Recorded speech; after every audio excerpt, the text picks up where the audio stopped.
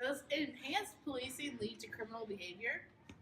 I feel like it can be because people in a certain area can feel more victimized by the enhanced policing. I agree. Does enhanced policing lead to criminal behavior? I think it probably does because everyone's already getting in trouble anyways, so they just assume that they might as well go ahead and do whatever they want. Does enhanced policing lead to criminal behavior?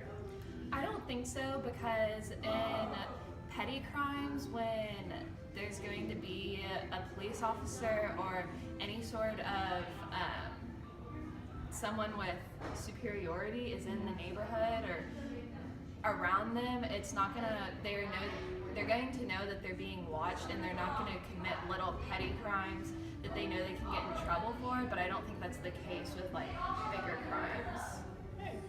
How do you think the relationships between officers and adolescent males can be improved? I feel like the relationship between them can be improved if adolescent males respect the police officers more, and then also if the police officers will respect the people more. Just be an equal balance. How do you think the relationships between officers and adolescent males can be improved? I just think if the officers show that they're gonna like treat them with respect, and it's just kind of like a mutual thing that they do back and forth, then it would help solve that problem.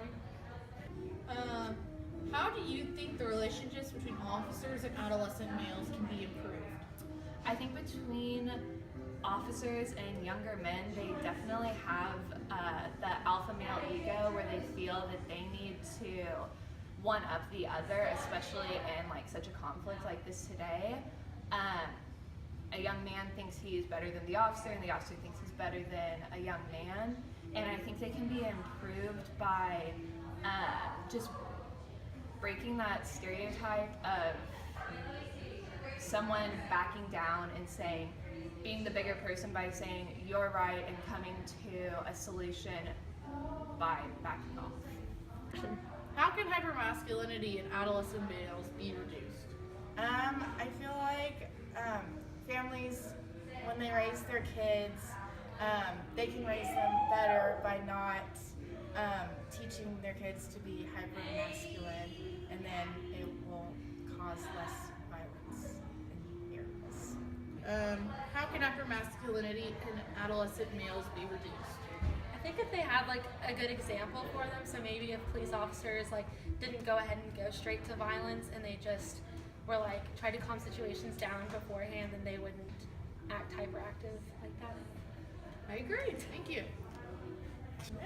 How can hypermasculinity in adolescent males be reduced? I think it can be reduced in probably the youth of when we're raising children, because they're taught this stereotype that they need to be strong and they need to be the supporters of the family and carriers, and I think that makes them very stoic, and when they encounter emotions or something, they just turn it into violence and they never really admit their emotions or come to them. So I think there should be a role model of some sort in every community that can tell them, hey, it's okay to break the stereotype, and that's what needs to be done in order to solve these crimes and solve this big problem that's going on today.